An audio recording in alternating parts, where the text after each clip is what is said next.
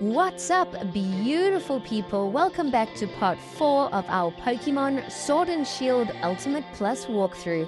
We're about to kick off today's episode with a battle against our rival Hop. In the last episode, we took on our very first Dynamax den. After defeating the Pokemon, we got paid crazy loot. We got about 50 items as a reward. We also made our way through the new routes and explored Galar Mine. We arrived in Turffield Town where we took on Gym Leader Milo for the very first gym badge. Gym Leader Milo is a grass-type trainer and the battle was a lot of fun. We've just defeated Hop and arrived in the next town, which is called Hulbury, and he tells us the next gym leader is Nessa, which I think is a water-type gym leader. If you go to the back of the Pokemon Center where you can buy items, on the left-hand side you can actually come and buy just about every TM possible. So I didn't actually know that. I just wanted to show you guys. But as we exit the Pokemon Center, we catch up with Rose, Bede, and another character. Chairman Rose invites us to an important meeting at the restaurant, but he tells us that we first have to earn the next gym badge before we can enter. So we're going to explore some of Hulbury quickly. It's a bit bigger than Turffield, it seems. There are a few vendors here to the south where you can buy some interesting items. So we're going to come and see what all they're selling. The second seller, there is a Vespiquen outside. So we clicked on it and it looks like it wants to battle. It's really angry and it's at level 24. I'm not sure if this Vespiquen belongs to the vendor or if it's just a wild Pokemon, but it is pretty strong. It's knocked out a couple of my Pokemon, but we have sent out Primplap to finish it off. And after defeating it, it looks like the Vespiquen has vanished. And it looks like the vendor has been stung, so that's not good. Hopefully the vendor is okay. We come and chat to some of the other vendors down south. This one is selling an Origin Ball, which looks really cool. So we do pick up one of those. And there are some interesting hold items and things that you can find here too. We head down south and it looks like there's another cave, but it's blocked by a Team Yell Grunt.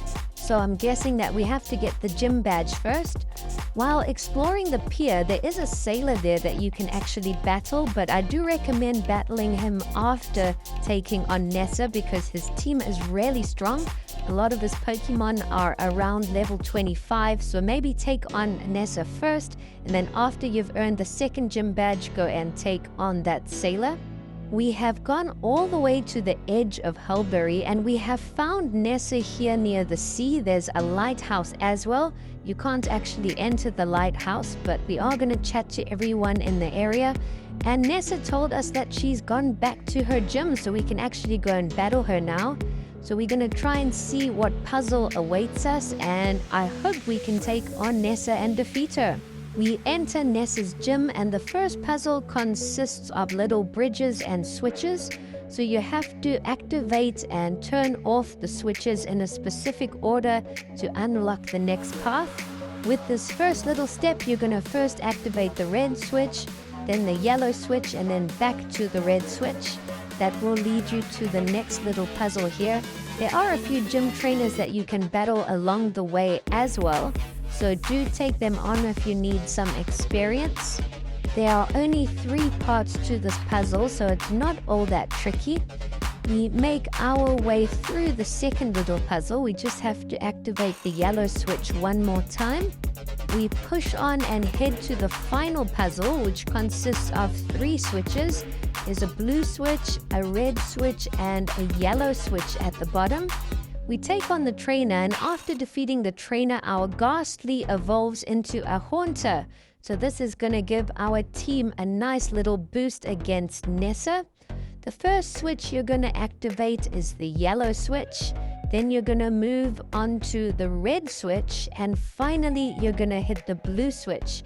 And I believe that's all that it takes. After that, you should be able to reach Nessa and the actual gym. We enter the arena and Nessa is waiting for us. As usual, there are a whole bunch of fans in the audience. And Nessa's team consists of 3 Pokemon. Her first Pokemon she has sent out is a level 22 Goldeen. We've decided to go with Thwacky and Dynamax him right off the bat. Thwacky does have a major type advantage, so I'm thinking this gym battle is going to be fairly easy. Nessa's final Pokemon is a Dreadnought level 24, and she also Dynamaxes Dreadnought, but we one-shot it. So we've one-shotted all of Nessa's team. This gym battle was pretty easy. And now our Squovit has just evolved into a Greedent. We actually need a Greedent to make a trade. There is a Fennekin that I am interested in, but you've got to trade a Greedent in order to get it. We have received our second gym badge, and that was probably easier than the first just because of the starter Pokemon that we chose. But now that we have gotten that out the way, we're going to quickly fly back to Motorstoke. I do want to try and trade that Greedent for a Fennekin. Our team desperately needs a Fire-type Pokemon, and Fennekin is one of my favorite Fire-type starters. It's one of the few Fire types that is Fire and Psychic, which I think is a crazy combo. So after we make the trade and add Fennekin to our team, we fly back to Hulbury. We enter the restaurant for our meeting, and it looks like Chairman Rose is here along with Sonia and Olina. We have a little chat and they give us a TM.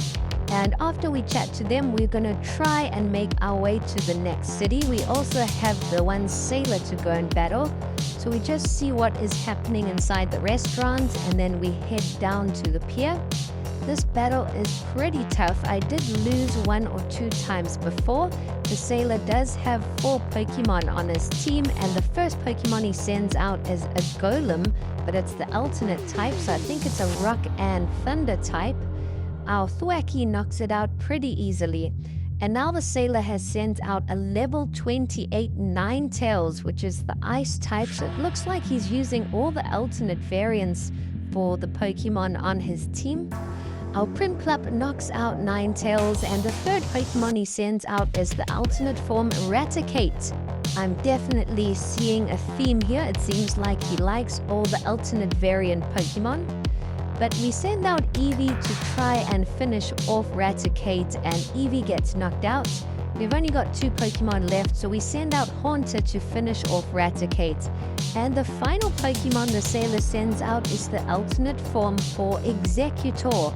Our Haunter gets knocked out, and we've only got Fennekin left, who is definitely not strong enough to battle yet.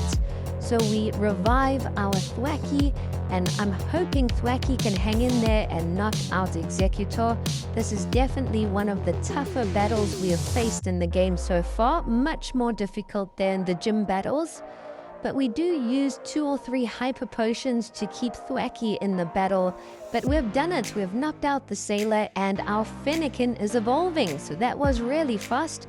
Our Fennekin has just evolved into a Braixen.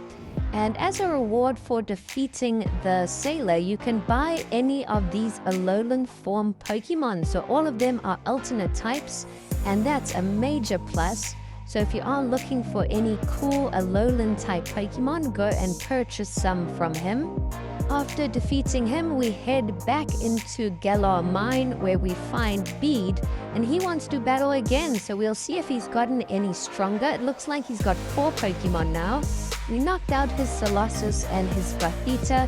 I remember in the previous episode we battled him and he only had 3 Pokemon. Now he's got a new Ponyta to his team.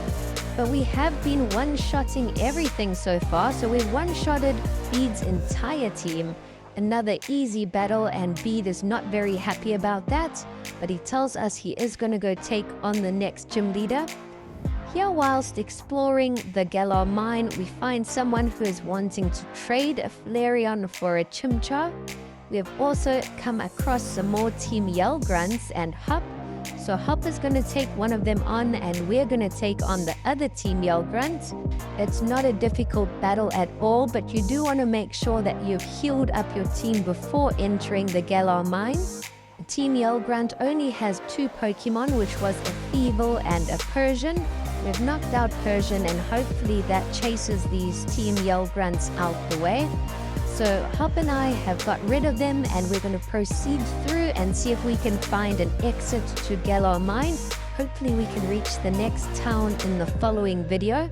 But we've just come across Kabu, who happens to be the next gym leader, but here's the gym leader in Motorstoke.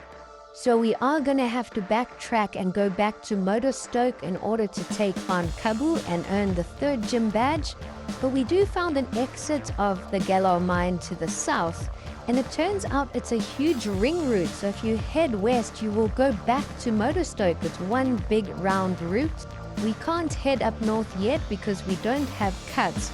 But we're going to heal up our team in Motorstoke, and then in the next episode we will try and find Kabu and hopefully defeat him and earn the 3rd gym badge. That's going to be really exciting. Thanks for watching.